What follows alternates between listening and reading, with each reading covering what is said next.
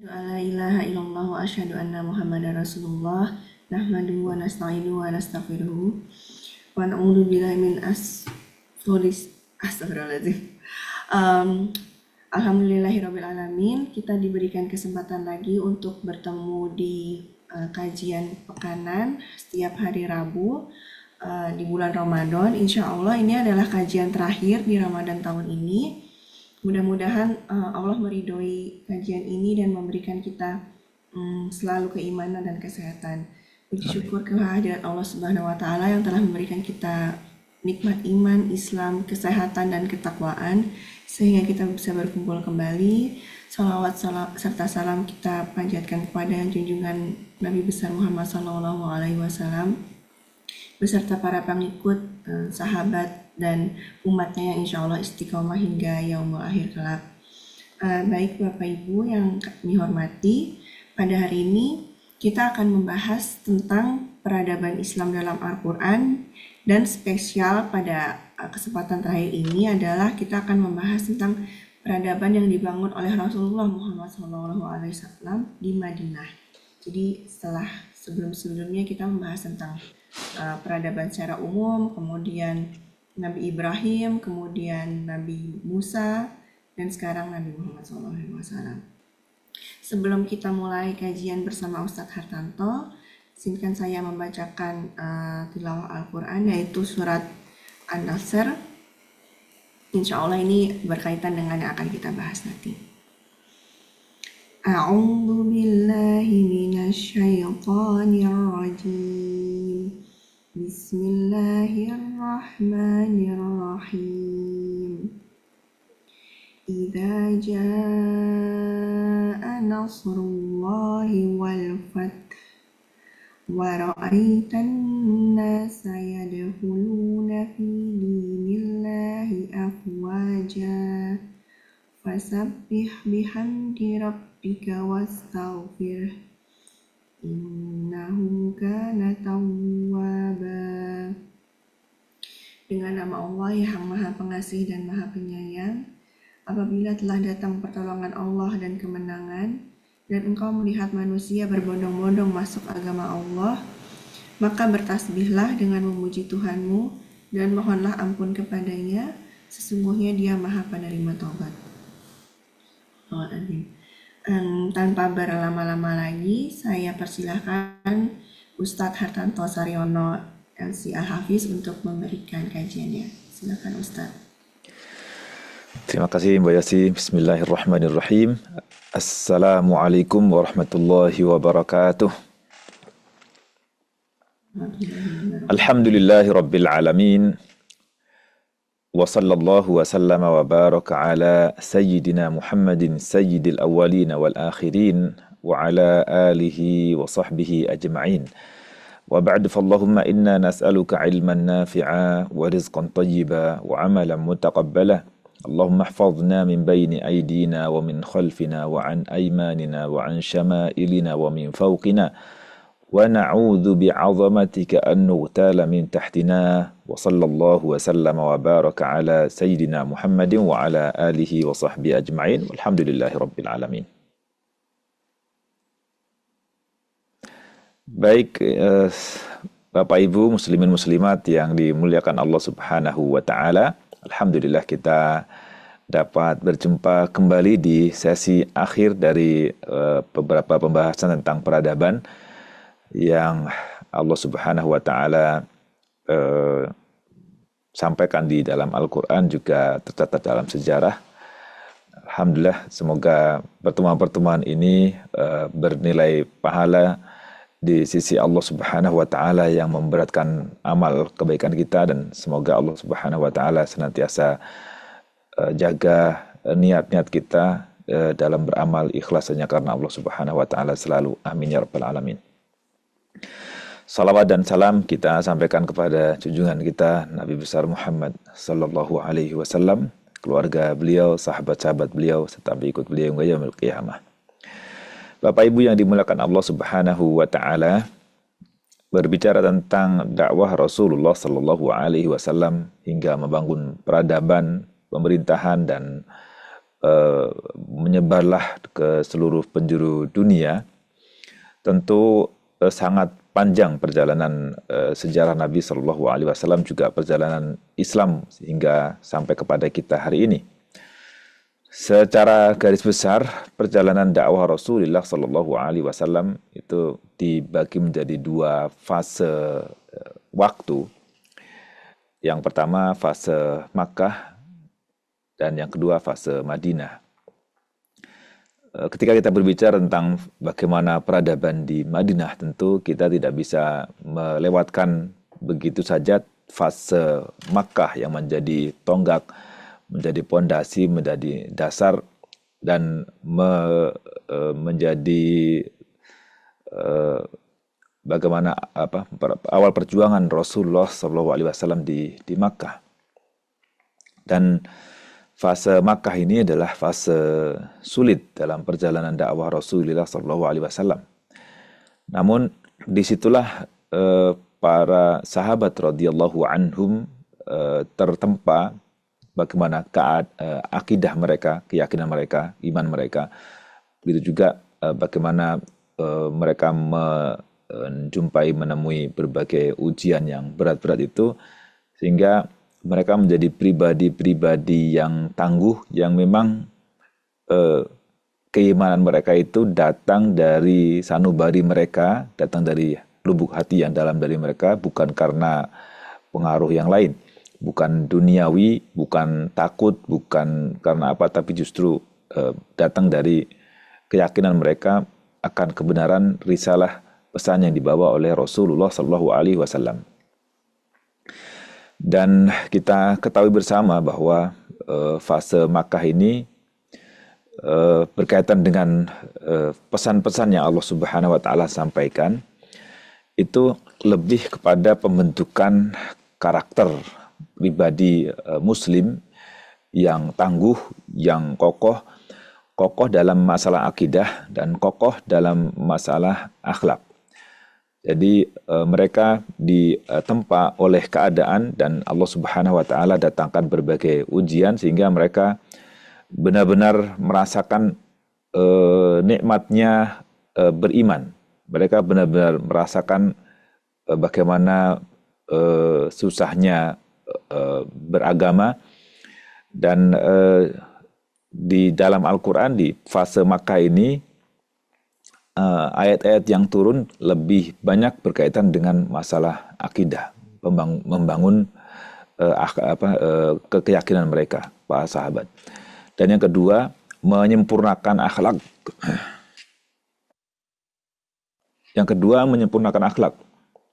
Karena Nabi pernah katakan bahwa innama bu'istu liutammima makarimal akhlak. Sesungguhnya aku diutus semata-mata menyempurnakan akhlak. Jadi akhlak yang terpuji disempurnakan, kemudian yang tidak baik dihapus, dihilangkan, ditinggalkan, dan diganti dengan yang lebih baik.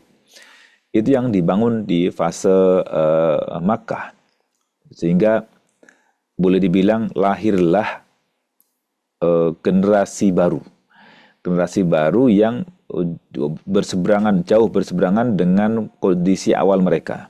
Tentu perjuangan mereka tidaklah mudah untuk mengubah kebiasaan-kebiasaan buruk yang telah mendarah daging pada pribadi mereka, sudah menjadi kebiasaan yang dikendalikan oleh otak bawah sadar mereka, sehingga mereka perjuangannya sangat berat sekali. Perjuangan internal pribadi mereka untuk membentuk kepribadian itu sudah berat, ditambah lagi dengan gempuran tantangan dan intimidasi serta ancaman-ancaman dari pihak luar yang tentu tidak mudah, tidak ringan. Bagaimana sebagian sahabat sampai dibunuh, misalnya keluarga Yasir dari Yasir sendiri, ayahnya Ammar dan juga ibunda Ammar, Sumayyah, yang harus kehilangan nyawa, syahid, jadi hamba yang syahid pertama. Belum lagi yang disiksa, misalnya Bilal bin Rabah atau yang lain-lainnya, yang tidak lepas dari berbagai ancaman, bahkan ancaman nyawa. Tapi itu tidak membuat mereka surut dari keimanan mereka. Yang lain yang patut kita cermati juga, ayat-ayat yang turun di fase Makkah ini banyak berupa kisah. Banyak berupa kisah, dan kisahnya itu kisah yang terjadi di masa lalu, berkaitan dengan umat-umat terdahulu, berkaitan dengan peradaban yang pernah ada sebelum masa Nabi Rasulullah, sebelum masa Rasulullah SAW. Ya misalnya kaum-kaum terdahulu yang kemudian ingkar terhadap Allah Subhanahu wa taala, tapi mereka sudah terbilang sukses secara dunia. Ada kaum Ad, ada Thamud, atau juga yang lain-lainnya, ada Firaun, ada yang punya teknologi, Haman misalnya, atau yang kaya raya Korun misalnya. Itu Allah sampaikan di fase Makkah, seolah Allah Subhanahu wa taala, dan tentu ketika Allah turunkan ini juga punya maksud agar para sahabat radhiyallahu anhum dan juga Rasulullah sallallahu alaihi wasallam itu memiliki visi untuk menjadi atau membentuk pemerintahan sebagai sebuah kekuatan besar yang bisa mengakomodir, melindungi peribadatan, melindungi harga diri muslimin, dan juga menjaga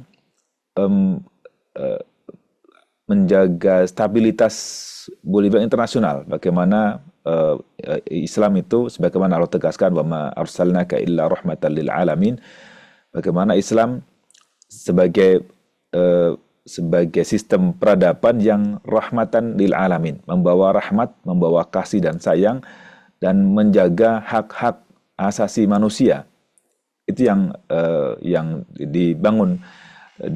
mulai dibangun di fase Makkah. Maka amat naif sekiranya ada sebagian orang yang mengatakan bahwa Islam tidak berpolitik misalnya.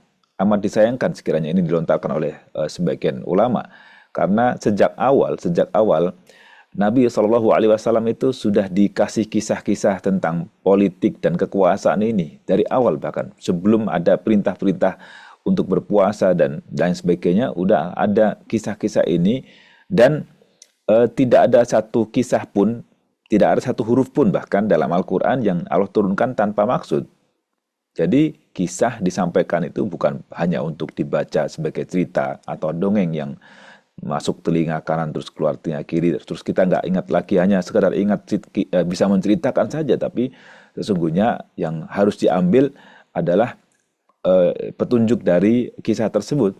Karena bagaimanapun yang beberapa kali kita bahas juga, bahwa Al-Quran itu kitab petunjuk kan, hudal lil muttaqin, hudal lin nas, huda wa busyra lil mu'minin. Kan disebutkan di berbagai ayat bahwa Al-Quran itu sebagai petunjuk yang tujuannya bagaimana kita mengimplementasikan nilai-nilai yang ada dalam Al-Quran, atau menjauhi hal-hal yang telah dicela oleh Allah Subhanahu wa taala yang terjadi pada umat terdahulu. Bahkan ketika Allah Subhanahu wa taala menyampaikan pesan larangan itu dalam kisah itu, sesungguhnya Allah Subhanahu wa taala juga berikan contoh bahwa yang melanggar tuh kayak gini nih akibatnya gitu.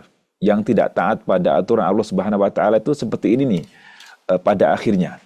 Itu yang Allah Subhanahu wa taala sampaikan secara halus, tanpa ada perintah secara langsung melakukan atau larangan secara langsung. Tapi ketika Allah Subhanahu wa taala sampaikan akibat dari perbuatan mereka, itu menunjukkan bahwa itu ada hal-hal yang dilarang misalnya. Jadi harapannya ketika membaca kisah atau mendengarkan kisah tersebut, menyimak kisah tersebut, orang akan tersentuh sehingga orang bertekad untuk bisa mengambil pelajaran dari kisah-kisah tersebut.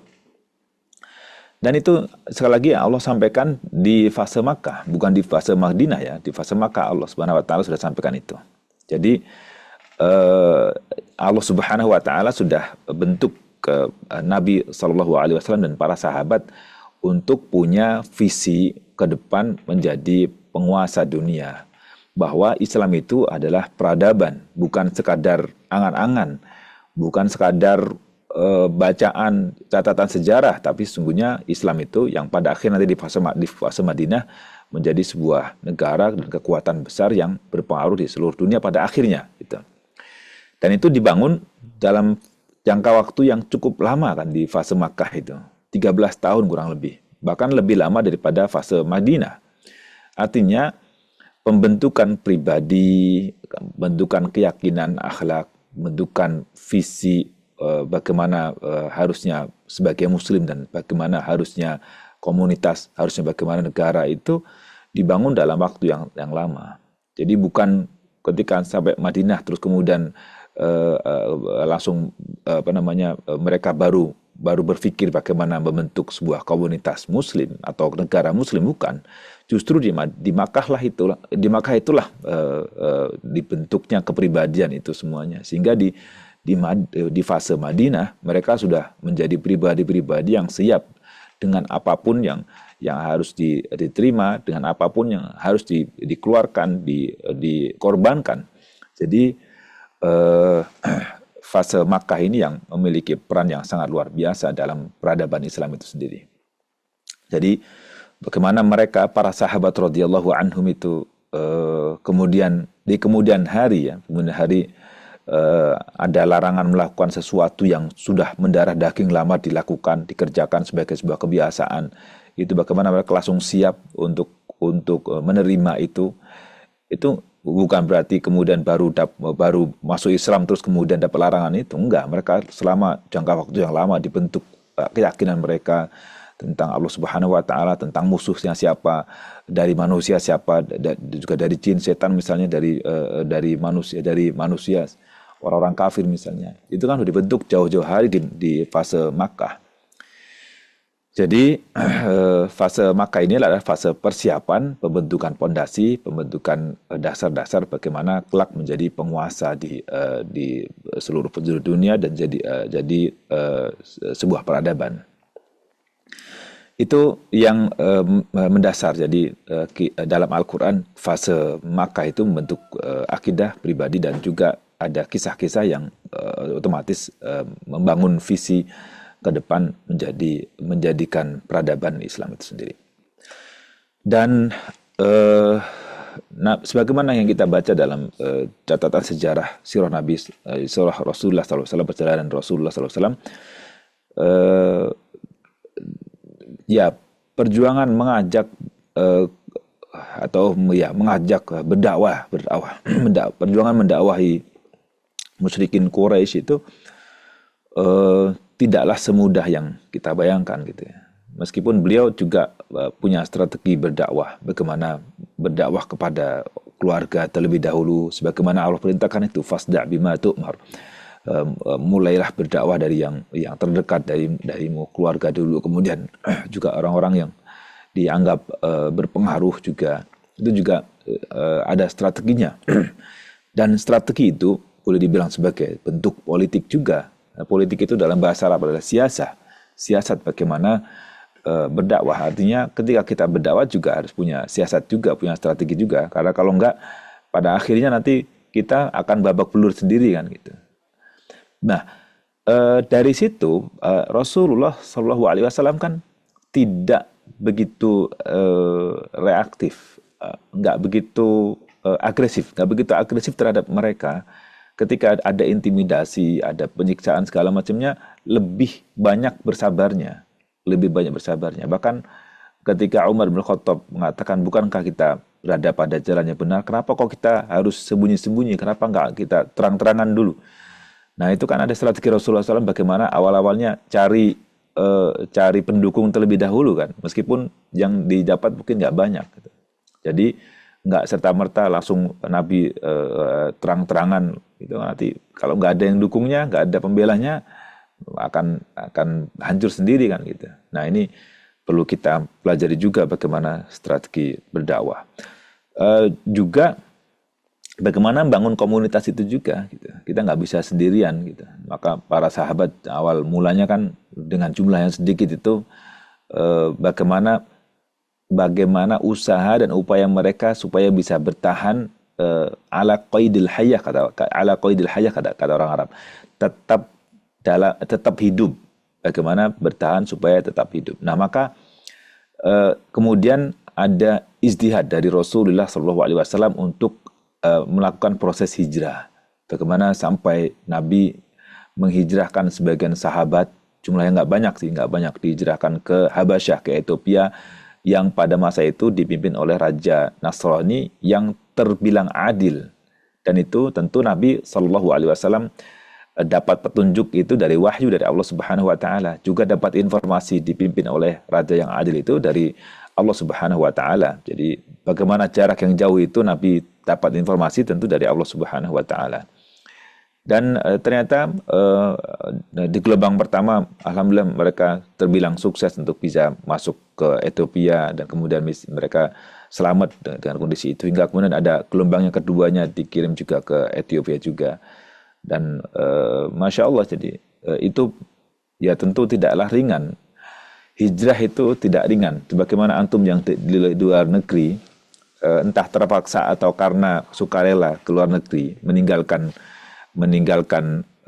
negeri sendiri, tanah kelahiran, itu tidaklah mudah. Dan boleh dibilang pergi dari negeri sendiri itu level setelah ancaman kematian sebenarnya. Walau anna katabna alaihim an yaqtulu anfusakum aw yakhruju min diyarikum ma fa'aluhu illa qalilun minhum.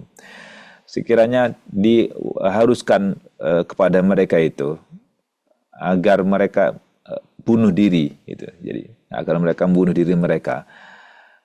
Itu level pertamanya. Terus yang keduanya, atau mereka keluar dari negeri sendiri, ma fa'aluhu illa qalilun minhum. Enggak akan ada yang mengerjakan itu kecuali sekelompok dikit aja, dikit orang yang bersedia melakukan itu. Artinya seolah orang hijrah itu adalah seperti bunuh diri, seperti mendekati bunuh diri lah gitu. Karena hijrah ke tempat yang boleh dibilang mungkin nggak diketahui bagaimana kondisi di sana, juga pencaharian yang belum pasti juga. Di lain sisi juga bagaimana untuk adaptasi dengan lingkungan yang belum tentu bisa langsung bisa adaptif dengan lingkungan, itu juga tantangan yang berat. Artinya ini menunjukkan bahwa hijrah itu bukan suatu yang ringan, bukan suatu yang mudah. Jadi sampai kemudian ya memasuki fase berikutnya, Nabi SAW juga pada akhirnya diperintah oleh Allah Subhanahu wa taala untuk hijrah ke Madinah ya. Tapi itu kan hijrahnya juga setelah para sahabat dan Nabi SAW sudah mantap secara prinsip-prinsip yang tadi disampaikan fase Makkah itu ya. Kemudian Nabi diperintahkan untuk hijrah dan didampingi oleh Abu Bakar radhiyallahu anhu. Jadi ini awal mulanya fase Madinah. Jadi tonggak awalnya ke peradaban di Madinah itu ada di sebelum hijrahnya Nabi dan juga proses hijrahnya Nabi Shallallahu Alaihi Wasallam. Dan yang perlu kita ingat juga bahwa Nabi Shallallahu Alaihi Wasallam itu hijrah ke Madinah bukan tanpa latar belakang, juga bukan tanpa pengetahuan tentang kondisi di Madinah. Karena sebagaimana kita ketahui bahwa sudah ada dua gelombang setidaknya, dua gelombang dari Madinah yang datang ke Makkah untuk berbaiat sumpah setia kepada Nabi Shallallahu Alaihi Wasallam, bersyahadat di hadapan Nabi Shallallahu Alaihi Wasallam di antara para penduduk Madinah, gitu. Dan jumlah yang cukup besar, gitu. Hingga masyarakat Madinah belum kedatangan Nabi Shallallahu Alaihi Wasallam pun mereka sudah belajar Islam, yang kemudian Nabi udah utus lebih dahulu duta besar, duta pertama yang diutus oleh Nabi Shallallahu Alaihi Wasallam, Mus'ab bin Umair radhiyallahu anhu. Ini juga Nabi telah mengirim utusan terlebih dahulu, juga udah memulai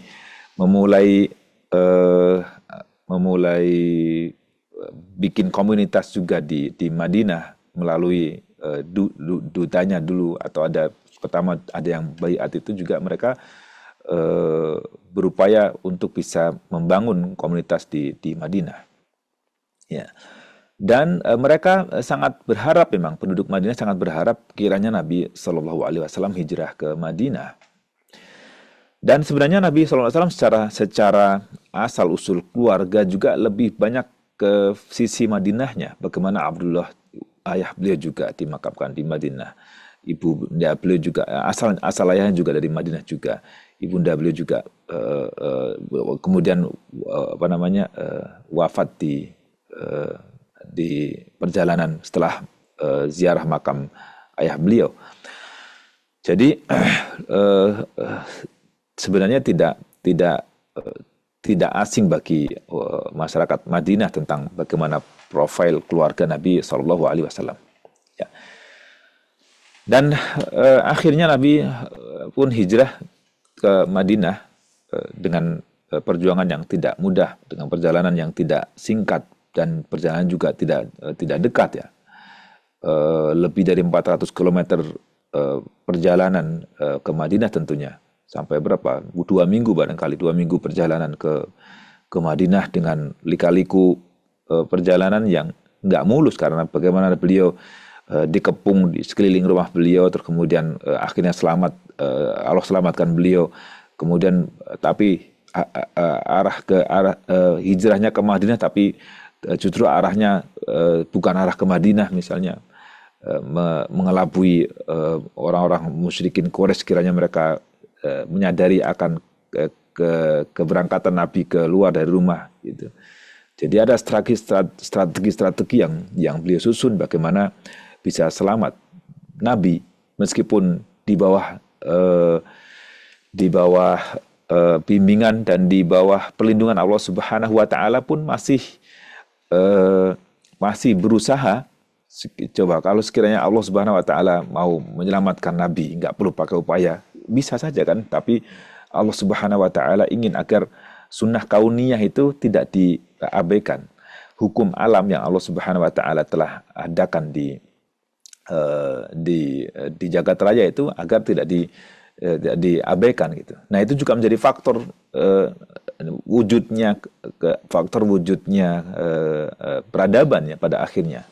Jadi kan peradaban itu nanti pada akhirnya ada 2 sebab kan, ada sebab maknawi, yang kedua ada sebab maddi, gitu. Ada sebab maknawi spiritual, ya, ruhiyah, yang kedua ada sebab materi, itu maddi. Jadi nggak bisa dipungkiri maddi itu materi itu yang bersifat duniawi lah gitu. Bagaimanapun peradaban itu pada akhirnya kan meninggalkan jejak-jejak yang tercatat oleh sejarah kan gitu. Jadi peradaban akan dikenali dan dikenang oleh orang dari peninggalan bersejarahnya. Ya entah puing-puingnya, entah apa, tapi itu secara materinya. Dan orang kadang lebih banyak melihat pada sisi materinya itu dibandingkan dengan maknawi atau spiritual atau moral atau budi pekerti atau akhlak yang ditinggalkan gitu.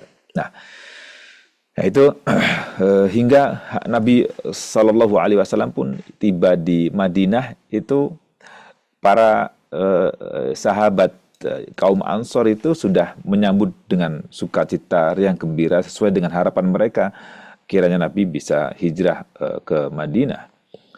Dan di Madinah disambut dengan riang gembira, disambut dengan sukacita oleh mereka. Bahkan kaum Ansor itu berebut bagaimana agar Nabi Shallallahu Alaihi Wasallam bersedia untuk menginap di kediaman mereka, agar tinggal di tempat mereka. Ini sangat luar biasa penyambutan Ahlul Madinah, penduduk Madinah, yang pada masa itu belum bernama Madinah ya, namanya masih Yathrib. Dan kalau kita coba kita lihat kenapa Nabi mengubah nama Yathrib dari nama yang kurang visioner, itu diganti dengan Madinah yang kurang lebih ada makna peradabannya dan juga masyarakat madani, masyarakat disebutlah Madinah itu kan artinya kota, masyarakat yang berperadaban, yang maju, yang pokoknya dipandang oleh pihak lain dari luar kan gitu. Artinya ketika diubah namanya menjadi Madinah itu menjadi satu visi tersendiri bagaimana Nabi ingin membentuk sebuah komunitas, sebuah negara, sebuah state yang kemudian berpengaruh di seluruh dunia. Gitu. Jadi dimulailah fase Madinah itu untuk membentuk sebuah peradaban. Nah, peradaban Madinah itu sendiri, ketika Nabi SAW sampai ke Madinah itu bukan berarti sudah mapan gitu ya. Kita ketahui konflik antar warga penduduk Madinah itu sangat kental sekali. Bagaimana perang antar suku itu masih berkecamuk tanpa henti. Belum lagi ya ada beberapa kelompok di Madinah ya. Ada Yahudi, ada penduduk Madinah yang masih musyrik, ada kaum mukminin dan tambah lagi kemudian berangsur-angsur kaum mukminin dari muhajirin dari Makkah mulai datang ke Madinah kan. Itu tentu jadi itu menambah problem juga. Tapi Nabi Shallallahu Alaihi Wasallam alhamdulillah bisa mengurai itu. Jadi langkah awalnya yang dilakukan oleh Nabi Shallallahu Alaihi Wasallam adalah bangun masjid dulu kan, Masjid Quba, gitu.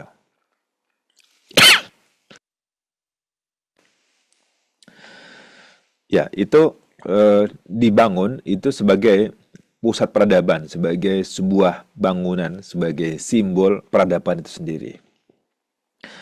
Dan ketika Nabi bangun masjid itu sebagai simbol perdamaian. Gitu. Jadi Nabi nggak bangun benteng atau bangun rumah megah atau apa enggak. Beliau bangun masjid. Bangun masjid sebagai simbol perdamaian, simbol tawadhu, simbol penghormatan, simbol penghambaan kepada Allah Subhanahu wa taala. Jadi kemudian simbol persaudaraan juga. Artinya beliau bangun masjid untuk tonggak awal peradaban di Madinah itu sendiri. Dan fungsi masjid bukan hanya untuk sholat saja, tapi juga untuk urusan-urusan yang lainnya. Bahkan disitulah di kemudian hari Nabi memimpin negara. Jadi tidak dikotomi antara urusan duniawi dengan urusan ukhrawi itu sendiri. Jadi di masjidlah mereka dididik oleh Nabi SAW, para sahabat itu. Dari masjidlah mereka kemudian menjadi para tentara yang kuat. Dari masjid juga mereka menjadi para ilmuwan. Semua bermula dari masjid lah. Peradaban itu dimulai dari masjid itu sendiri. Maka Nabi, langkah awalnya Nabi membangun masjid itu sendiri, secara fisik itu. Nah, tapi apalah artinya masjid kalau sekiranya tidak dimakmurkan. Gitu. Jadi bangun masjid, ya jangan hanya bangun masjid aja, tapi juga harus ada yang memakmurkan. Gitu. Maka kaum mukminin lah yang kemudian memakmurkan masjid itu sendiri dengan langkah Nabi Sallallahu Alaihi Wasallam menyadari bahwa datangnya sekian banyak kaum muhajirin dari Makkah ke Madinah tanpa punya bekal materi, kan semua kekayaan ditinggal di Makkah.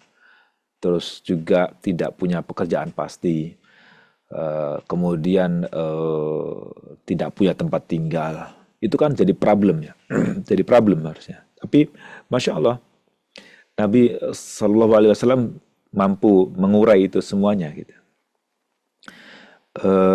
Dan mental muhajirin juga itu bukan mental pengemis gitu ya, bukan mental orang yang hanya mengadakan tangan di bawah, bukan. Tapi mereka adalah pribadi-pribadi yang memang sudah terbentuk selama 13 tahun itu agar menjadi pribadi-pribadi yang siap untuk berkorban, pribadi-pribadi yang memang mampu secara segala hal lah, baik materi ataupun fisik juga. Perjalanan mereka bukan ringan kan gitu. Bahkan yang hijrah kan bukan hanya laki-laki, perempuan juga kan gitu. Artinya kebayanglah akhwat muslimin muslimat semuanya bagaimana perjalanan Nabi Shallallahu Alaihi Wasallam dan para sahabat juga sahabiah, para wanita-wanita yang tangguh-tangguh itu, Masya Allah.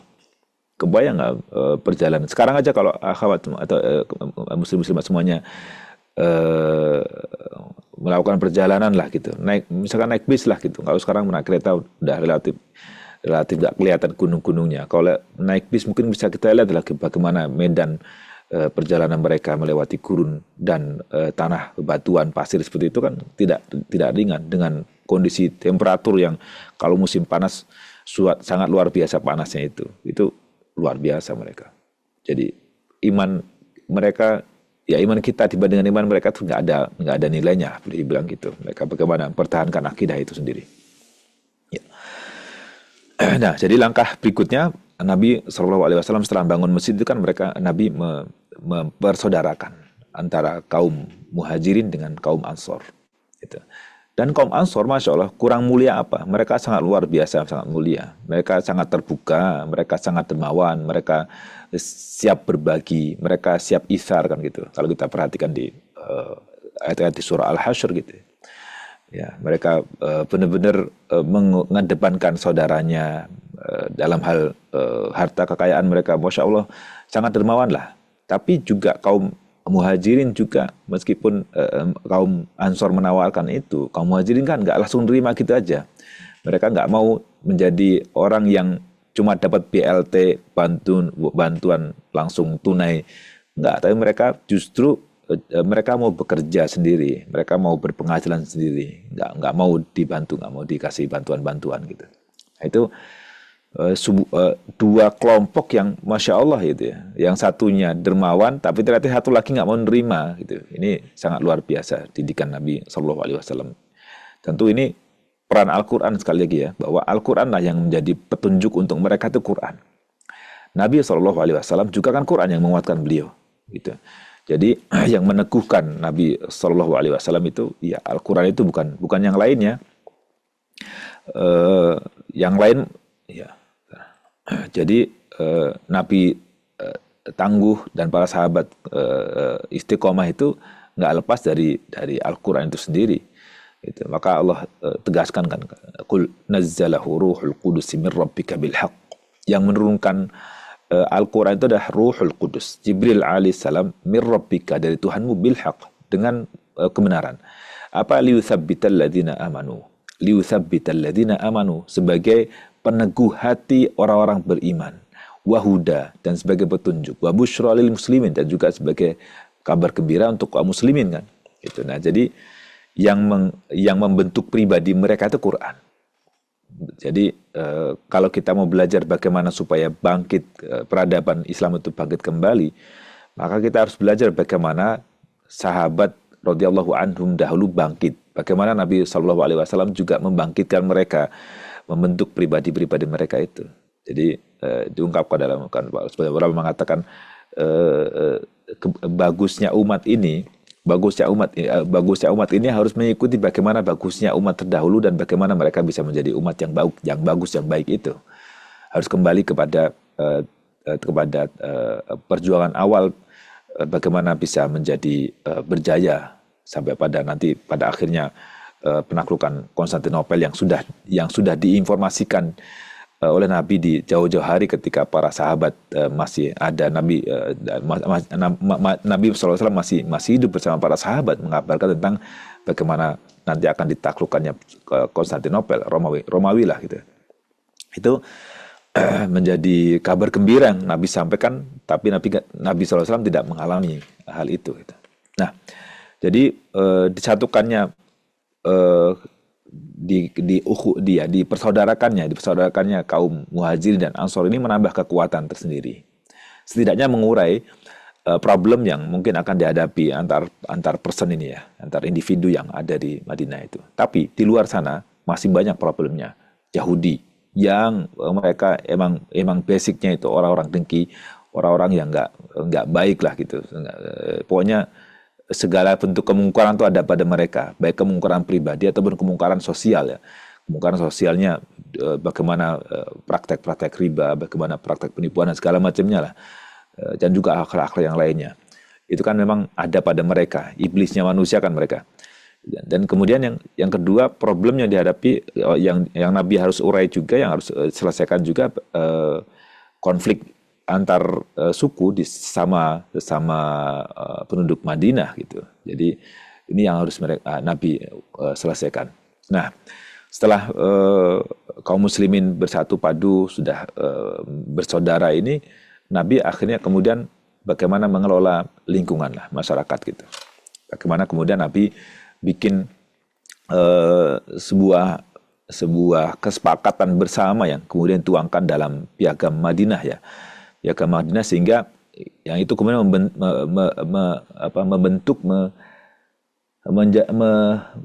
menumbuhkan ketentraman di lingkungan Madinah pada masa itu. Jadi dengan itu maka mereka saling bahu-membahu, hidup bersama, tidak adanya saling terganggu, mereka hak hidup mereka terlindungi gitu. Mereka juga kemudian bisa beraktivitas secara ekonomi, sosial. Itu Nabi yang dengan peran Nabi SAW itu. Jadi harusnya kita pun juga demikian, dimanapun kita berada sebagai penerus dakwah Nabi SAW pun juga hendaknya bisa memerankan misi ini yang diemban oleh Nabi SAW, bagaimana membentuk atau bagaimana ingin merealisasikan visi ke depannya gitu. Jadi Nabi langsung beraktivitas bersama masyarakat, kemudian membentuk masyarakat yang baik. Ekonominya juga mulai dikelola dengan baik. Itu juga pada akhirnya setelah itu mulailah bagaimana membentuk kekuatan keamanan militer dan segala macamnya, yang kemudian jadilah sebuah komunitas yang boleh dibilang jadi sebuah negara yang berdaulat, dipimpin oleh Rasulullah SAW. Sampai ketika beliau wafat pun sudah terbentuklah sebagai sebuah negara berdaulat, karena pada akhirnya sepeninggal beliau dilanjutkan dengan kekhalifahan berikutnya dari Abu Bakar dan seterusnya. Nah, jadi tadi yang ketiga ya, jadi mengurai permasalahan sosial dan ekonomi masyarakat yang dilakukan oleh Nabi SAW. Dan itu dalam waktu 10 tahun kan. Jadi 10 tahun udah Masya Allah udah tidak bisa ditaklukkan lagi. Kekuatan Islam itu sudah tidak bisa dibendung lagi.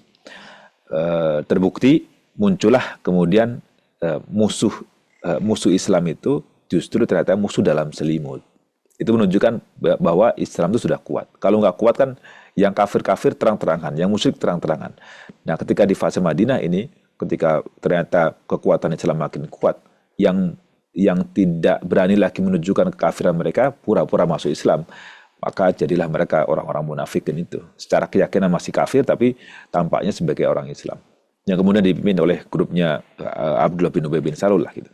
Nah itu di satu sisi itu sebagai benalu ya, sebagai sebuah tantangan. Tetapi di sisi yang lain justru itu ada proses tamhis, ada proses filtrasi sebenarnya. Jadi memang harus ada dalam sebuah komunitas, dalam sebuah organisasi, dalam sebuah negara, itu harus ada proses filtrasi itu, sehingga ketahuan mana yang benar dan mana yang salah, mana yang kuat, mana yang tetap berada pada kebenaran, dan mana yang kemudian tergoda oleh dunia atau menyimpang. Itu harus gitu. Ya. Nah, setelah menjadi sebuah kekuatan besar, barulah kemudian Islam itu dipandang oleh pihak luar, dipandang oleh oleh Romawi atau Persia juga, dari kekuatan besar yang sekiranya Nabi SAW itu bisa membaca dan menulis, mungkin akan dituduh bahwa Nabi itu belajar kepada Persia atau Romawi. Tapi Nabi nggak bisa baca dan tulis, dan juga tidak pernah berinteraksi dengan mereka, nggak pernah terkoneksi dengan mereka sejak masa muda beliau SAW. Ini menunjukkan bahwa ini murni atas bimbingan wahyu dari Allah Subhanahu Wa Taala. Bahkan ungkapnya fakta sejarah perjalanan kehidupan umat-umat terdahulu yang sudah terkubur, nggak ada catatan sejarahnya lagi, tapi ternyata di kemudian hari terbongkar puing-puing sejarah mereka. Itu kan Allah Subhanahu Wa Taala menyampaikan pesan-pesan itu. Masya Allah. Jadi maka para sahabat itu energinya dari situ, energinya dari Quran itu. Harusnya kita juga bisa mengambil energi dari Al-Quran itu sendiri, bagaimana bangkit menjadi sebuah kekuatan besar, bagaimana bisa tangguh kokoh. Yang mungkin sekarang sebagai simbol kekuatan itu adalah bagaimana saudara-saudara kita di Gaza. Bagaimana mereka di Gaza itu dengan jumlah yang dengan keterbatasan yang ada lah, segala macam terbatas, personel individu yang terbatas, sumber daya alam juga terbatas juga. Bagaimana mau mengelola digempur habis-habisan, tapi mereka tetap kokoh teguh bagaimana memperjuangkan tanah tersebut sebagai tanah warisan untuk kita semuanya sebenarnya. Dan itu mereka, masya Allah ya, pahalanya sangat luar biasa besar. Semoga kita tidak terhalang untuk bisa mendapatkan pahala dari mereka juga. Minimal kita berdoa untuk mereka dan semoga Allah berikan kekuatan dan kemenangan pada mereka. Amin ya rabbal alamin. Jadi setelah 10 tahun itu sampailah masanya Fathu Makkah. Bagaimana itu berarti udah dipandang sebagai sebuah kekuatan yang besar. Buktinya apa? Buktinya ketika Fathu Makkah itu kan nggak jatuh korban, nggak ada perangnya juga. Gitu. Justru perang itu kan dari yang sebelumnya perang itu kan. Ketika Fathu Makkah udah nggak ada perlawanan lagi. Nabi masuk ke Makkah itu kan damai, nggak ada serangan-serangan lagi. Nabi pesan siapa yang masuk ke rumahnya Abu Sufyan, dia akan aman. Siapa yang masuk ke Baitullah Al-Haram, dia akan aman. Masya Allah. Jadi mereka pada akhirnya masuk Islam secara sukarela yang tadinya menjadi penentang dan musuh yang sangat luar biasa terhadap Islam, tapi ternyata Masya Allah pada akhirnya di kemudian hari mereka pun masuk Islam juga. Ya terlepas kemudian ada kekuatan akidah yang mungkin tidak sebagus yang pertama, tapi intinya ya sudah menanglah, sudah menjadi sebuah kekuatan yang diperhitungkan secara internasional pada masa itu. Dan kemudian dilanjutkan lagi dengan generasi-generasi berikutnya tentunya. Jadi setelah kemudian Islam itu berjaya dari Madinah yang hanya mungkin 1-2 orang, dari 1 orang Nabi SAW, dan kemudian menyebar ke seluruh dunia. Itu juga dari peran para ulama kita terdahulu, bagaimana masing-masing kaum mukminin memiliki tanggung jawab untuk berdakwah. Jadi setiap kita ini punya amanah yang ada di pundak kita, harus menjadi pendakwah semuanya, siapapun kita. Baru dari orang yang tidak punya ilmu, boleh dibilang nggak ada ilmu agamanya pun juga punya beban untuk menyampaikan dakwah. Dakwah tanpa lisan, tanpa ngomong, tapi memberikan contoh terpuji, menunjukkan bagaimana adab yang baik secara Islami, itu juga menjadi bagian dari dakwah itu sendiri. Jadi peradaban itu tidak lepas dari masalah dari dakwah itu sendiri. Jadi apalah artinya beradaban tapi ternyata nggak ada dakwahnya, yang nggak ada nilainya lagi. Orang kan dakwah itulah yang kemudian yang menjadi inti dari inti dari peradaban itu adalah mengajak kepada yang ma'ruf dan mencegah dari yang mungkar. Al-amru bil ma'ruf wan nahyu 'anil munkar. Itu. Jadi ya kemenangan besarnya Fathu Makkah itu, dan kemudian tentu banyak kemenangan besar yang berikutnya lagi. Tapi nasrul pertolongan Allah Subhanahu wa taala itu sebagaimana tegaskan nasrul minallah wa fathun qarib gitu ya. Pertolongan Allah itu nasrul minallah, pertolongan itu hanya dari Allah Subhanahu wa taala, wa fathun qarib, dan kemenangan kejayaan itu dekat gitu. Hanya kita aja ngelihat jauh ya. Dan nasrul minallah itu selalu ada dengan caranya Allah Subhanahu wa taala. Allah tolong kita, Allah bantu kita, Allah selamatkan kita. Itu bagian cara Allah Subhanahu wa taala sendirilah. Kita nggak tahu bagaimana, tapi kita bisa selamat dan Nabi bisa selamat, itu pertolongan semuanya kan gitu. Idza jaa nasrullahi wal fath. Dan itu menjadi isyarat dekatnya masa wafatnya Rasulullah SAW ketika Allah sampaikan surah terakhir ini. Dan satu surah penuh yang terakhir turun itu surah An-Nasr, idza jaa nasrullahi wal fath wa ra'aitan nasa yadkhuluna fi dinillahi afwaja fasabbih bihamdi rabbika wastaghfir innahu kana tawwaba. Hendaknya kita tetap menjaga bagaimana tetap tawaduk, tetap istighfar, tetap memuji Allah Subhanahu wa taala, enggak lupa akan karunia Allah Subhanahu wa taala ini. Jadi enggak membuat sombong, enggak membuat lupa akan karunia dari Allah Subhanahu wa taala. Demikian muslimin muslimat semuanya, pemaparan ini semoga bermanfaat. Mohon maaf atas segala kekurangannya. Aku qouli hadza wa astaghfirullahi wa lakum. Wassalamualaikum warahmatullahi wabarakatuh. Waalaikumsalam warahmatullahi wabarakatuh. Terima kasih Ustadz. Ini kesimpulan sedikitnya, satu kalimat mungkin yang bisa saya simpulkan, bahwa kemenangan yang datang dari Allah itu medianya adalah lewat keimanan dan juga mengoptimalkan potensi manusia ya. Tadi Ustadz bilang potensi kauniyah. Jadi Rasulullah juga berstrategi, Rasulullah juga memantapkan keimanan kepada para sahabatnya. Jadi dua-duanya harus tetap jalan. Baik nih Bapak Ibu, kalau ada yang mau bertanya, kita masih punya waktu kurang lebih 9 menit lagi. Ini kajian terakhir. Wah, Mbak Yul, silahkan Mbak Yul. Masya Allah. Assalamualaikum Ustadz. Waalaikumsalam warahmatullahi wabarakatuh, Mbak Sampai Yul. ketemu Apa nanti di kabar? Facebook ya. Waalaikumsalam. Ya, alhamdulillah baik. Masya Allah. Ustadz, saya mau tanya tadi kan yang di awal-awal Ustadz cerita tentang hijrah ya. Hijrah hijrah itu eh, kalau dikaitkan dengan kita-kita yang di sini, kita ini malah kebalikan, hijrah dari negara Muslim ke negara kafir. Nah, Iya. bagaimana itu? Terus sekarang juga di Indonesia lagi ada tren kabur aja dulu yuk gitu ya. Nah, jadi saya ingin pendapat Ustadz bagaimana misalnya hijrah kita ini di negara kafir yang sebenarnya memang tidak disyariatkan kan di dalam Islam. Tapi misalnya kayak saya punya suami orang Jerman. Jadi gimana ini saya ngikutin suami ke Jerman atau saya tetap di Indonesia gitu kan. Nah, atau bagaimana kalau yang tidak punya alasan gitu. Jadi yang tadi kayak kabur aja dulu gitu ya. Dia Mhm. pemerintah nggak suka dengan pemerintah terus dia pindah ke negara kafir. Nah, menurut syariat Islam tuh bagaimana hijrah kami ini? Baik, Jazakallah khair. terima kasih Mbak Yul.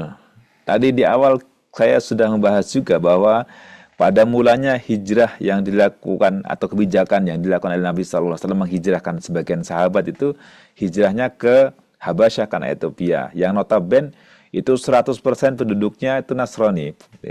Oh Rajanya iya, juga Nasrani kan gitu. iya. Artinya hijrah ke negeri yang memberikan keamanan, kenyamanan dan penghidupan tanpa terusik dalam hal ibadah, terus tidak ada ancaman dalam pelaksanaan ibadah, itu juga bagian dari sebuah perjuangan untuk mempertahankan hidup dan mempertahankan keyakinan juga. Dan di sisi yang lainnya, hikmah lainnya adalah bahwa kita ini hijrah itu kan punya tujuan kan gitu. Kan ketika kan di antara yang mau hijrah itu kan ada Muhajir Ummu Qais namanya. Jadi nggak disebutkan namanya siapa. Orang yang hijrah disebabkan oleh Ummu Qais. Karena dia mau nikahin Ummu Qais. Ummu Qais pesan kan, kalau kamu mau nikah sama aku boleh, tapi kamu harus syaratnya harus hijrah kan gitu. Maka ketika hijrah itu kan dia hijrahnya disebabkan oleh Ummu Qais kan. Maka Nabi sindir kan, innamal a'malu binniyat wa innamal likulli imri'im ma nawa. Sungguhnya amal perbuatan kita itu tergantung pada niat dan semua kita akan dapat apa yang kita niatkan. Lalu Nabi lanjutkan, faman kanat hijratuhu ilallah wa rasulih fa hijratuhu ilallah wa rasulih. Siapa yang hijrahnya karena ingin menuju Allah dan Rasulnya, maka dia hijrah kepada kepada Allah dan Rasulnya. Wa man kanat hijratuhu lid dunya yusibuha aw imra'atin yankihuha fa hijratuhu ila ma hajar ilaih. Yang niat hijrahnya karena dunia atau ingin menikahi seseorang wanita, maka hijrahnya untuk sebagaimana yang diniatkan dia itu. Nah, di sini mengingatkan kita semuanya bahwa ketika kita hijrah ke negeri yang notabene mungkin sebagian orang agak memandang negatif, kadang orang, ngapain kamu hijrah ke negeri kafir misalnya. Bukan masalah itu, tapi kita hijrah ke negeri yang kafir, dapat keamanan, dapat kenyamanan, dapat makanan, dapat segala macamnya itu. Kita juga di sisi yang lainnya, kita harus punya visi juga, kita punya misi juga, punya misi dan visi dah.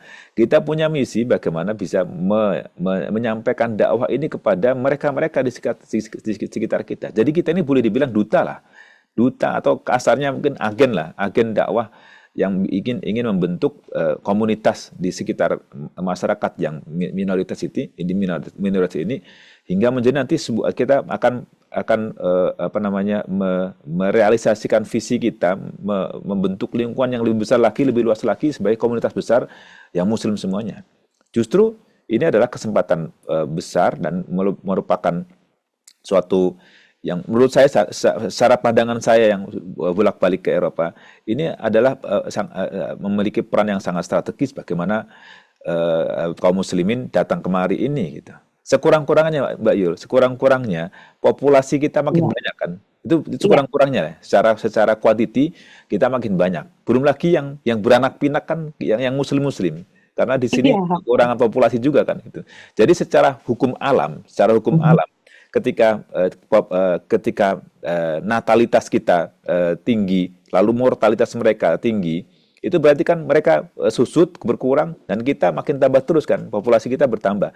Meskipun tanpa ada yang hijrah langsung ke sini, kita hanya mengandalkan yang di sini punya anak keturunan saja, itu udah naik populasi kita kan. Itu menurut saya sebagai sebuah hikmah dan langkah yang Allah Subhanahu wa taala gerakan muslimin muslimat semuanya untuk berada di sini itu atas perkenan Allah Subhanahu wa taala. Termasuk juga ketika refugee ya datang ke sini misalnya, itu juga tentu hikmah yang Allah Subhanahu wa taala ingin adakan di sini, bagaimana populasi muslim makin banyak. Tapi tadi itu kita harus menyertakan niat bahwa kita ke sini dalam rangka berdakwah. Mbak Yul misalnya Ya, suaminya jadi setuju. masuk Islam misalnya muslim, itu juga sebagai sebuah peran yang sangat luar biasa kan gitu. Belum lagi Alhamdulillah. kemudian berperan di berbagai kegiatan keislaman misalnya, itu Ya, bagian dari sebuah perjuangan kan. Yang itu yang kadang orang tidak melihat sebagai sisi positifnya gitu. Ada yang hanya melihatnya, wah negara kafir, ngapain juga negara kafir kan misalnya gitu. Oke, negara iya. kafir, tapi memberikan fasilitas yang bisa membuat kita beraktivitas dan berdakwah, apalah artinya, apa salahnya kan gitu. Oh iya.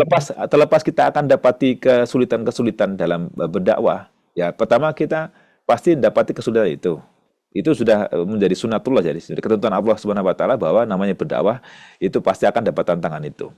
Ya kan, ujian buat kita, juga membuat kita tangguh, menguji apakah kita masih kuat mempertahankan keyakinan kita ataukah tidak. Di sisi yang lainnya juga, ketika kita mendapati kesulitan itu juga kita menjadi ya tantangan tersendiri lah, bagaimana kita bisa survive, bisa berjuang itu.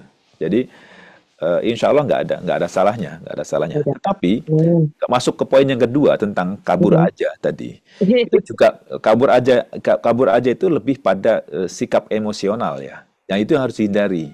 Yang harus dihindari artinya Hmm. kita nggak bisa emosional berangkat, terus ternyata di sini terlantar, di sini nggak punya pekerjaan, akhirnya jadi beban, akhirnya jadi negatif, jadi jadi image negatif kan nggak bagus juga. Artinya ketika Mhm. orang mau hijrah itu, Nabi aja perlu 13 tahun kan. Keinginan Nabi hijrah itu dari awal, tapi Allah nggak mengizinkan kan. 13 tahun Nabi dipersiapkan dulu bagaimana strateginya, bagaimana di sana disiapkan dulu segala macamnya. Nggak langsung panggil hijrah kabur aja gitu aja. Nggak, harus ada strateginya, harus ada bekal-bekal Visi yang misi tadi tuh ya Ustadz ya. ya. Visi misi yang tadi Ustadz bilang ya. Betul, betul. Jadi Ya, ya, ya. semuanya tetap harus tawakal. Tawakal itu kan berarti tidak mengabaikan usaha, tidak mengabaikan mengambil peran faktor-faktor eksternal yang harus kita penuhi kan gitu. Ya. Semua harus ada strateginya, nggak bisa. Jadi tadi harus ada sisi maknawinya, ruhiyah dan spiritual saja, keyakinan segala macam itu betul itu. Udah bagus. Tapi harus ada modal materinya juga, kemampuan bahasa, kemampuan apa segala macam itu kan harus punya juga, harus ada punya skill juga, dan di sini juga punya pekerjaan juga. Kalau enggak kan pada akhirnya Hmm. terlantar. Nanti Terang. nyalain lagi, wah ini ke saya mau hijrah kok kenapa kok jadi susah gitu misalnya. Ya kan nggak punya bekal. Al-akhdhu bil asbab kan gitu, mengambil sebab, segala sesuatu harus mengambil sebab. Dan tentu banyak kisah-kisah dalam Al-Quran, hampir semua kisah-kisah dalam Al-Quran itu selalu pakai al-akhdhu bil asbab, mengambil sebab semuanya. Orang-orang soleh, para nabi, para orang soleh itu yang disebutkan dalam Quran, semuanya mengajari kita agar mengambil sebab dalam segala hal. Jadi memanfaatkan faktor-faktor pendukung yang bisa membuat kita bisa sukses, bisa leading, bisa mengorbit kan gitu. Itu harus ada strateginya gitu. Sama juga orang mau berdakwah ke Eropa misalnya, terus apply visa, terus ngomong, kamu mau ngapain kamu ke Jerman? Mau dakwah? Ya nggak berhasil lah, nggak bisa masuk sini, nggak dapat visa. Gitu. Jadi harus ada strategi-strategi bagaimana bisa menyampaikan dakwah tanpa harus melanggar hukum-hukum yang berlaku di negara yang kita tempati. Wallahu a'lam. Begitu Mbak Yul. Jazakallah khair Ustaz. Terima Barakallahu fiik. kasih. Allah Makasih semoga menjadi Mbak pahala yang ngalir Yul. untuk generasi Amin, kita dari Mbak amin. Yul. Ya. Insyaallah. Barakallahu fiik. Tapi dari jawaban dan pertanyaan itu tadi jadi menarik ya bahwa apa yang dialami Rasulullah SAW di Proses. zaman itu eh, jadi cerminan buat kita. Kayak tadi Ustadz bilang, Rasul pernah kok mengutus sahabatnya hijrahnya malah pertama ke Iya, ke Ethiopia ya, ke Ethiopia. Ethiopia. negeri Najasyi itu saya juga baru Jafar ngeh, oh Jafar iya bin Abu juga Thalib kan gitu. ya. Iya, Ustadz betul. Bener, Jafar kan Betul. ya apa betul. sepupunya Rasul kan yang Iya. Ya utus terus Bahkan Jafar bin dua Abu dua Thalib. kali, dua dua dua kali kali dua shift. dihijrahkan ke sana. Oh iya, berarti benar. Iya. Berarti aku bisa jawab Iya. kayak gitu kalau orang nanyanya gitu. Iya betul Mbak Yul Iya. udah punya jawaban sekarang Kurang Mbak Yul. suruh piknik Mbak Yul. Kurang piknik yang Terima bilang-bilang gitu kasih mah. Ustadz. Iya. Ya, saya Iya. gini Mbak Yul, saya dapati dari Ah, ulama-ulama Timur Tengah itu, saya bisa apa namanya bedakan mana iya. ulama dari fatwa yang mereka keluarkan itu. Saya bisa Iya. baca ini Iya. ulama pernah nginjakin kaki ke negara minoritas atau belum itu ketahuan sebenarnya dari Oh iya fatwa-fatwanya. iya Iya. benar-benar. Iya. Bagi ulama yang sudah pernah menginjakan setidaknya pernah mengunjungi tempat minoritas misalkan, dia akan Mm-mm. berfatwa dengan pengetahuan yang bisa lebih fleksibel, lebih bisa diterima, lebih fleksibel lah Lebih maksudnya applicable. bisa Iya, menyesuaikan lah gitu. Nggak bisa kaku lah, nggak menyesuaikan. kaku. Nggak kaku. Mm-mm. Saya sadari sendiri Mbak Yul. Jadi awal mula 2011 baru masuk Jerman juga saya terlalu kaku banget lah gitu. Terutama dalam masalah madhab fikih lah gitu. Iya. Tapi ternyata kita nggak bisa memaksakan itu. Kita jadi harus membuka cakrawala kita. Maka saya bilang kita harus piknik. Piknik itu kan bisa dua ya. Piknik itu bisa berdua. Piknik fisik kita, yang kedua Iya. piknik pikiran kita. Iya. Piknik pikiran kita kan ya baca buku, ya cari informasi, ya dia mendengar, membaca dari segala macam ya itu piknik juga. Ya. Jadi Iya. Iya. piknik bukan Benar. hanya sekedar jalan-jalan kan gitu. Ya, wallahu a'lam. Baik. Amin amin amin. Baik, terima kasih Ustadz. Ini Terima ada kasih satu Ustadz. pertanyaan lagi, bolehkah? Satu terakhir. Oh iya, silakan. Pertanyaan penutup Silakan saya. dari Mas Fahri. Mas Fahri nanyanya boleh to the point aja Mas Fahri gimana? Oh ya, siap. Terima kasih banyak Mbak Yesi. Assalamualaikum warahmatullahi wabarakatuh. Waalaikumsalam warahmatullahi wabarakatuh. Selamat Ustadz. Saya mungkin izin menanggapi aja Ustadz. Ya, Saya sebenarnya agak tidak sepakat misalnya dengan menggunakan istilah yang tadi Bu Iyul sampaikan terkait dengan negara kafir ya. Karena menurut saya itu semacam prejudis yang Itu kan membuat bukan kita aku yang dibilangin begitu. eh, ya, ya, ya. maksudnya Betul, dalam betul. artian membuat kita jadi membuat satu distingsi gitu antara Muslim dan terminologi kafir. Padahal sebenarnya kalau misalnya saya baca gitu ya, sebenarnya menggunakan istilah kafir terhadap orang kafir sendiri kan sebenarnya itu suatu hal yang kurang tepat gitu ya. Kalau misalnya saya baca misalnya dari Yusuf Al-Qaradawi gitu, itu dia lebih menyarankan untuk menggunakan kata Muslim atau non Muslim itu yang jauh lebih elok dan lain sebagainya. Nah, saya mungkin sedikit menanggapi Ustaz tadi terkait dengan hijrah gitu ya. Saya ingat betul sebenarnya saya merasa justru saya lebih berislam dan bermuslim di Jerman dibandingkan di Indonesia gitu. Alasannya sederhana aja, kalau di Indonesia itu terlalu banyak kita gonjang-ganjing antara sesama muslim gitu. Kalau di sini mau muslim yang seperti apapun kita akan jauh lebih aware dan bisa menerima dan lain sebagainya. Dan yang terakhir ada satu pesan yang buat saya tuh, kenapa dulu saya berdoa sederhana, kenapa saya pengen ke Jerman. Saya mengikuti satu doa yang disampaikan oleh Gus Baha gitu.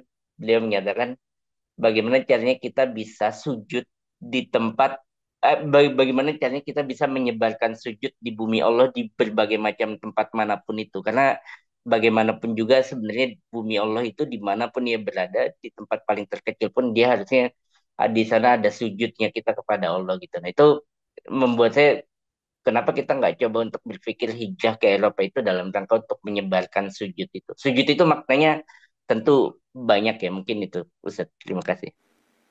Terima Makasih Mas kasih Mas Fahmi. Adul. Saya akan menyambung satu momentum berkaitan dengan tadi di Indonesia apa namanya gonjang-ganjing, perselisihan segala macamnya. Itu juga menurut saya harus diantisipasi di sini Mas Adul.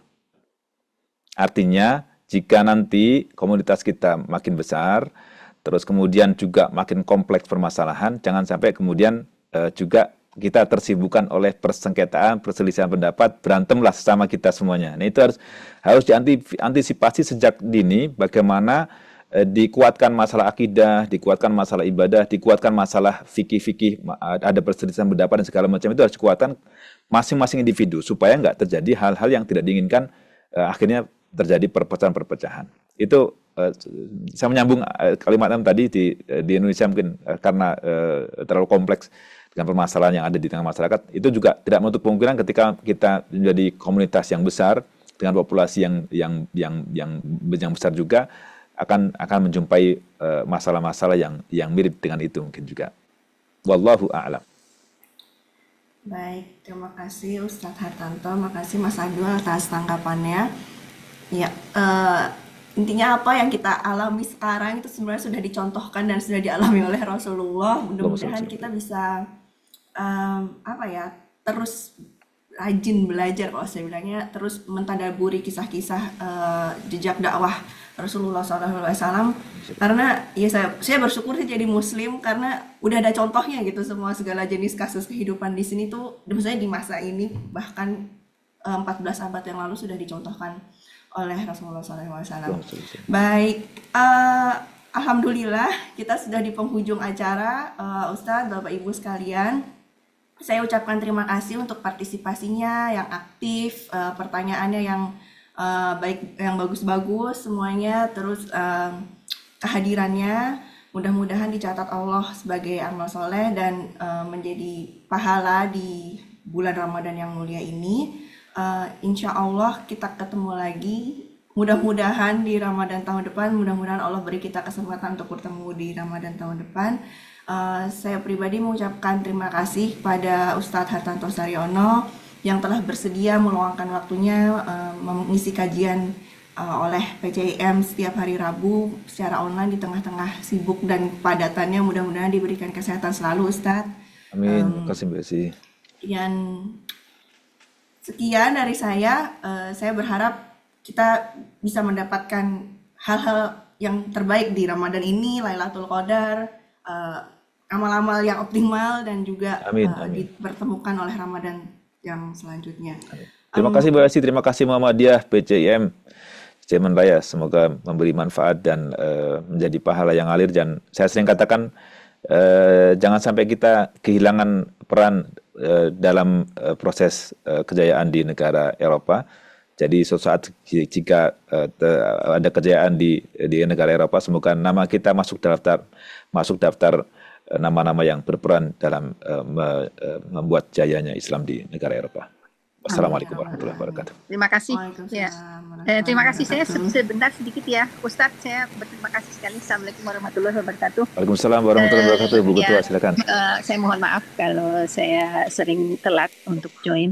Dan mudah-mudahan kajian tema peradaban Islam ini membuat kita semua yang ada di sini, dan insya Allah Ustadz menyemangatin kita lagi bahwa memang seperti yang tadi Mbak Yosi sampaikan dan juga dari tausiah ya Ustadz sebelumnya, ini memang kita ini yang ada di sini menjadi duta Islam gitu, dan itu menjadi harapan kita semua. Saya yakin saya sendiri juga semacam sebelum saya ke sini, sebelum saya menikah, kemudian memutuskan ke sini itu udah ada amanah dari orang tua, kemudian sekarang di Muhammadiyah. Jadi kita ingin bersama-sama lah, baik di Muhammadiyah maupun bersama dengan ormas lain, kita membawa peradaban Islam atau menjaga atau meneruskan peradaban Islam yang sudah dicontohkan untuk bisa kita terus ya bisa kita untuk bisa melakukan sesuatu yang menjadikan kita di sini lebih bermanfaat dan juga lebih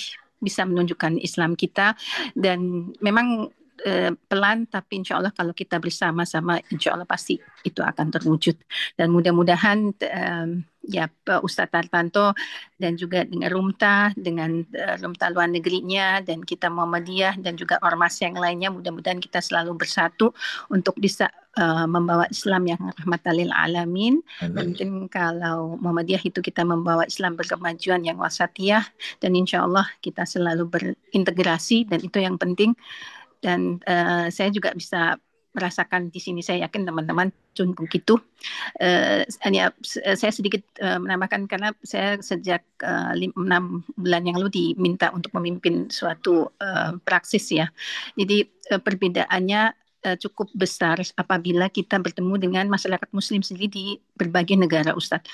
Dan itu pun menjadi tanggung jawab kita atau challenge kita ya, untuk juga berinteraksi atau menyampaikan nilai-nilai kebenaran, bukan nilai-nilai keadilan yang atau nilai yang universal, di mana itu menjadi pegangan negara maju seperti di Jerman. Jadi kadang-kadang kalau saya melihat pasien-pasien saya yang non-muslim yang kemudian datang ke sini berhijrah, itu kadang juga malah kadang nggak sabar, terus kadang mengatakan kata-kata yang tidak enak kepada pegawai atau nah itu menjadi bagian tugas kita juga keluar ya, untuk mengingatkan kembali kepada teman-teman secara muslim, dan itu memang menjadi tantangan kita semuanya. Dan saya berharap juga teman-teman tetap semangat, selalu optimis untuk selalu dimanapun berada membawa Islam dengan baik, dan insya Allah. Dan terima kasih sekali Ustadz atas waktunya, dan mudah-mudahan kita bisa berjumpa kembali. Terima kasih Mbak Diah. Terima kasih Mbak Diah. Terima kasih. Mudah-mudahan tercapai harapan-harapan kita. Ini saya izin menutup. Kita tutup bersama dengan membaca Alhamdulillah, Alhamdulillahirabbil alamin, istighfar, astagfirullahaladzim, astagfirullahaladzim, astagfirullahaladzim, dan doa kafaratul majlis. Subhanakallahumma wa bihamdika, asyhadu an la ilaha illa anta, astaghfiruka wa atubu ilaik. Mohon maaf lahir batin semuanya. Mudah-mudahan kita mendapatkan kemenangan. Amin. Assalamualaikum warahmatullahi wabarakatuh. Waalaikumsalam warahmatullahi wabarakatuh.